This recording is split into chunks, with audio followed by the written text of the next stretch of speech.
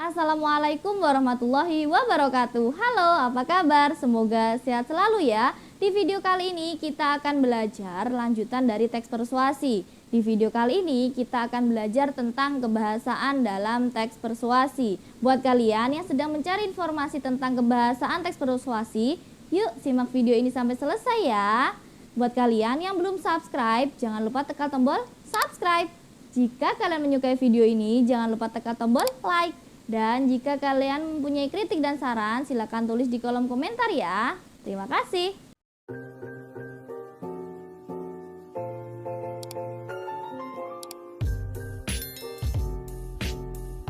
Baik, langsung saja ya. Unsur kebahasaan dalam teks persuasi adalah kebahasaan atau tata bahasa yang biasa digunakan di dalam teks persuasi. Ada apa saja? Yang pertama adalah pernyataan ajakan. Seperti yang telah kita ketahui bahwasanya teks persuasi adalah teks yang bertujuan untuk mengajak atau mempengaruhi orang lain, maka di dalam teks persuasi ini pasti menggunakan pernyataan ajakan. Pernyataan-pernyataan yang mengandung ajakan, dorongan, bujukan, dan sejenisnya menjadi ciri kebahasaan teks ini. Pernyataan ajakan, dorongan, bujukan biasanya terdapat di bagian akhir teks persuasi yang ditandai dengan kata harus, jadikanlah, hendaklah, mari, ayo, dan jangan. Kebahasaan teks persuasi yang kedua adalah menggunakan kata teknis. Teks persuasi ditandai dengan kata-kata teknis atau istilah yang berkenaan dengan topik yang dibahas. Berkaitan dengan permasalahan remaja, biasanya digunakan kata-kata yang relevan dengan masalah itu, seperti teknologi, internet, gawai, media sosial, dan lain sebagainya.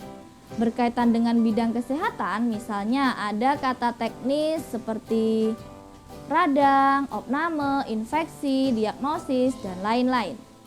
Kebahasaan yang ketiga adalah menggunakan kata penghubung. Kata penghubung yang digunakan dalam teks persuasi adalah kata penghubung argumentatif. Misalnya, jika, sebab, karena, dengan demikian, akibatnya, dan oleh karena itu. Kemudian kebahasaan yang keempat adalah kata kerja mental.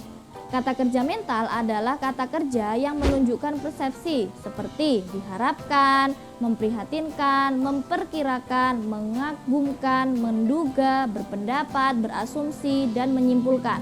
Kemudian kebahasaan yang kelima adalah menggunakan kata perujukan. Kata perujukan sering digunakan dalam teks persuasi. Misalnya, berdasarkan data, merujuk pada pendapat, dan sebagainya. Kata perujukan ini digunakan untuk lebih meyakinkan dan memperkuat rujukan kepada pembaca. Kemudian kebahasaan yang terakhir adalah adanya opini dan fakta. Kalian kelas 8 pasti sudah tahu kan tentang opini dan fakta? Mari kita bahas secara singkat terlebih dahulu. Opini adalah suatu sikap atau pendapat seseorang mengenai sebuah keadaan yang belum terjadi. Opini sangat dipengaruhi oleh perasaan, pemikiran, perspektif, keinginan, sikap, pengalaman, pemahaman, keyakinan setiap individu. Jadi, opini antara satu orang dengan orang lain cenderung tidak sama, sebab dipengaruhi oleh pola pikir, pengetahuan, serta lingkungan dalam menanggapi suatu persoalan. Ciri dari opini adalah yang pertama, tidak dapat dibuktikan kebenarannya. Kemudian yang kedua, bersifat subjektif dan biasanya disertai dengan pendapat, saran, dan uraian yang menjelaskan. Yang ketiga, tidak memiliki narasumber. Yang keempat, berisi pendapat tentang peristiwa yang terjadi. Yang kelima, menunjukkan peristiwa yang belum pasti terjadi atau terjadi di kemudian hari. Yang keenam, merupakan pikiran atau pendapat seseorang maupun kelompok. Dan yang ketujuh, informasi yang disampaikan belum ada pembuktiannya.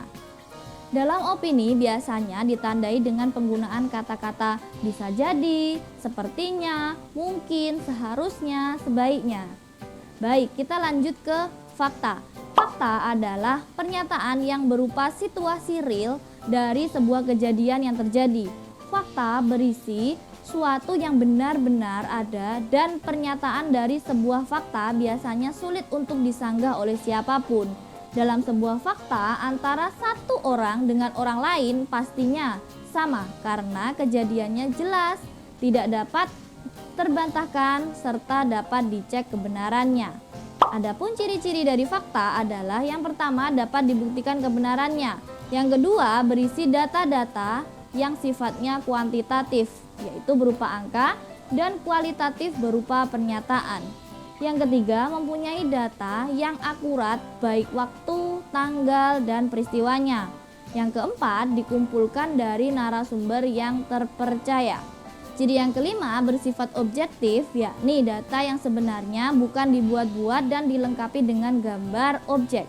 Ciri yang keenam biasanya dapat menjawab rumus pertanyaan 5W, 1H atau adik simbol.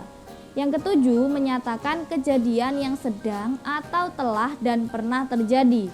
Yang kedelapan informasi berasal dari kejadian yang sebenarnya. Baik, sudah ingatkan tentang fakta dan opini? Nah, 6 uraian di atas merupakan kebahasaan dalam teks persuasi. Bagian mana yang masih bingung? Semoga sudah tidak ada ya. Sekian materi kita hari ini. Apabila ada kritik, saran, dan pertanyaan silakan tulis di kolom komentar ya. Dan apabila ada kesalahan dan kekeliruan, saya mohon maaf yang setulus-tulusnya. Terima kasih telah mengklik video ini, semoga bermanfaat ya. Akhir kata, wassalamualaikum warahmatullahi wabarakatuh. Dadah!